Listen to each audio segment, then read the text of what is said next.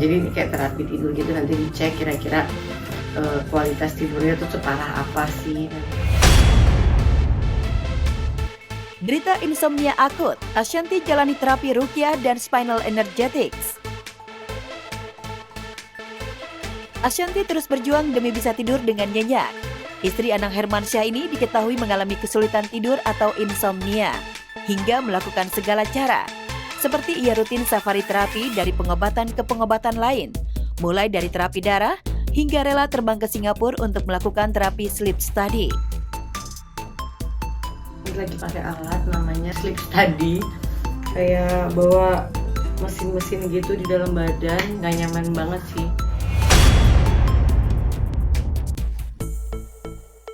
Di Singapura, Ashanti melakukan metode pengobatan susah tidur yang disebut sleep study, yakni merupakan alat yang ditempatkan di beberapa bagian tubuh yang bisa mendeteksi gangguan tidur. Nah, ini buat terapi tidur ya guys, ini bukan sakit ya. Jadi ini kayak terapi tidur gitu, nanti dicek kira-kira kualitas tidurnya tuh separah apa sih. Nah ini beberapa jam diginiin sampai nanti dapat sleep study-nya. Lantas seperti apa pengalaman Ashanti memakai alat tersebut selama 7 jam penuh? Nanti baru diperhatiin hasilnya, aku juga belum tahu kayak gimana, pokoknya baru dipakein aja. Cuma bakalan gak nyaman banget selama 6 jam, 7 jam. Yang teranyar, Ashanti juga mengupayakan rasa susah tidurnya itu dengan melakukan terapi yang tengah tren di kalangan selebritis saat ini, yaitu Spinal Energetics Yoga. Spinal Energetics bisa menyembuhkan rasa trauma masa lalu.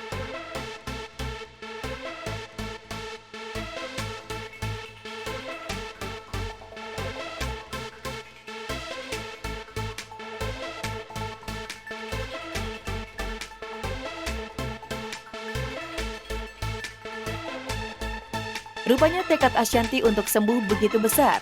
Bahkan Ashanti rela mengubah gaya hidupnya, mulai bangun pukul 5 pagi. Tapi sayang, Ashanti belum juga bisa mengatasi insomnia akutnya itu. Dan akhirnya memutuskan untuk menjalani ruqyah. Mendatangkan ustadz di rumahnya. Karena kayak dia nggak mau dimuntahin. Mungkin bisa lewat hawa panas. Hawa panas ya. Tanpa diduga dalam tubuh Ashanti dihinggapi makhluk tak kasat mata. Maka saat Ashanti menjalani ruqyah, tubuhnya melawan. Ashanti pun sempat menangis. Allahu la ilaha illa huwal hayyul qayyum la ta'khudhuhu sinatun wa la naum. Doain juga doa-doa yang memang ada di Al-Quran gitu, dan rasanya pengen nangis tuh kayak memang tiba-tiba keinget ini karena doanya juga kenceng banget di dekat aku, terus kayak aku nggak merasa yang aneh-aneh, cuma ngerasa kayak mau nangis, sedih, ngingetin sesuatu, terus aku kayak mau ketawa gitu. Aneh kan?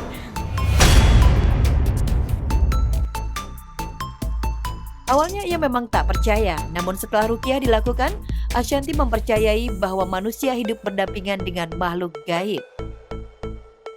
Hal-hal di luar sana yang memang di luar nalar kita dan yang harus kita percaya juga gitu, bahwa itu ada.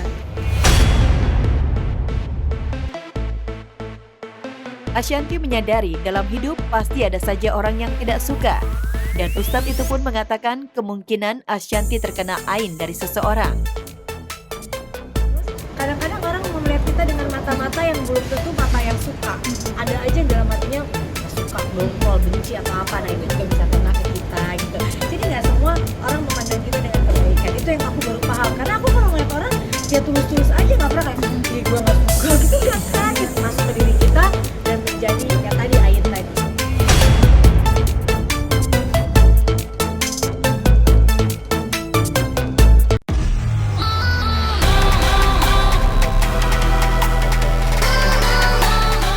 Soraya Bian siap menikah tahun depan.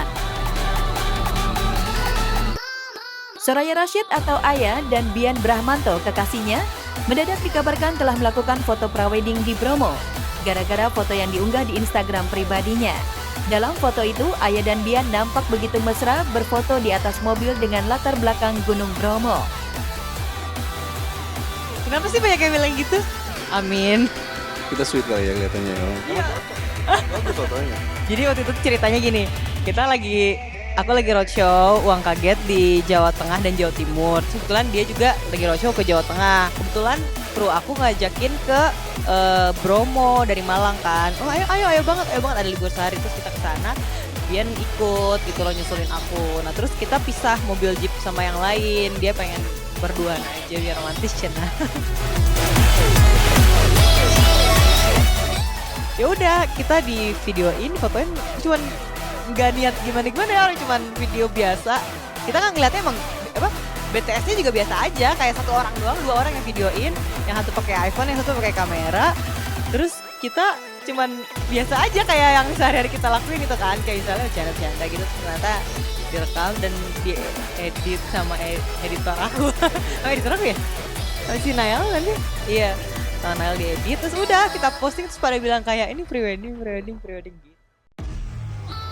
Warganet pun langsung heboh dan menduga kalau mereka melakukan foto prawet. Namun Ayah dan Bian mengaku bahwa mereka hanya sekedar liburan sesaat saja.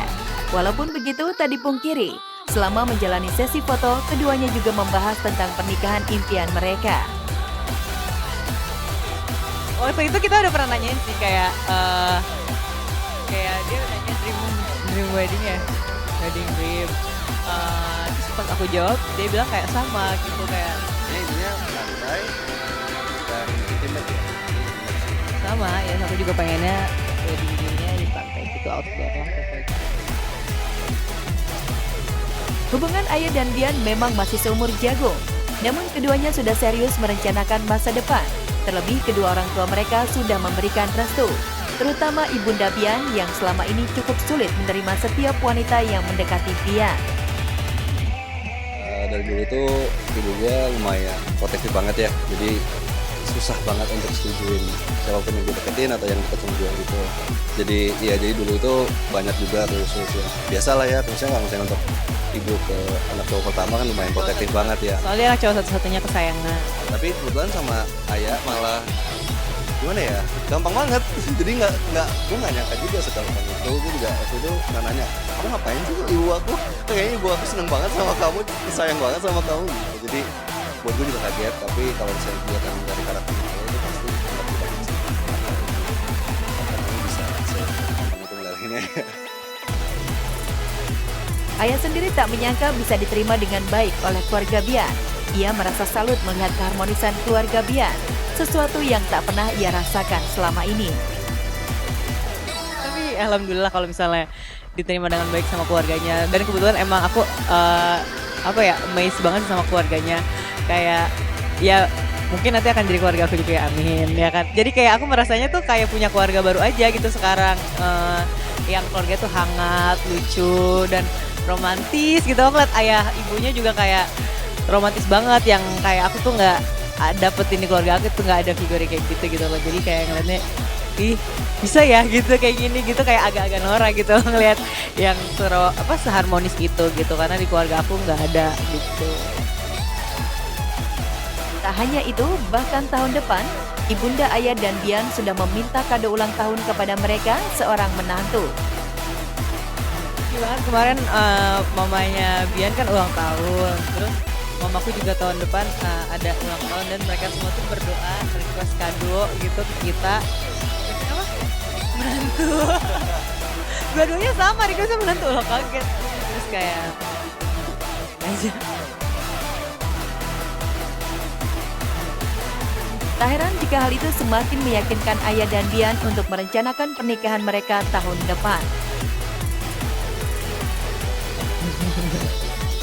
Doain Doain aja.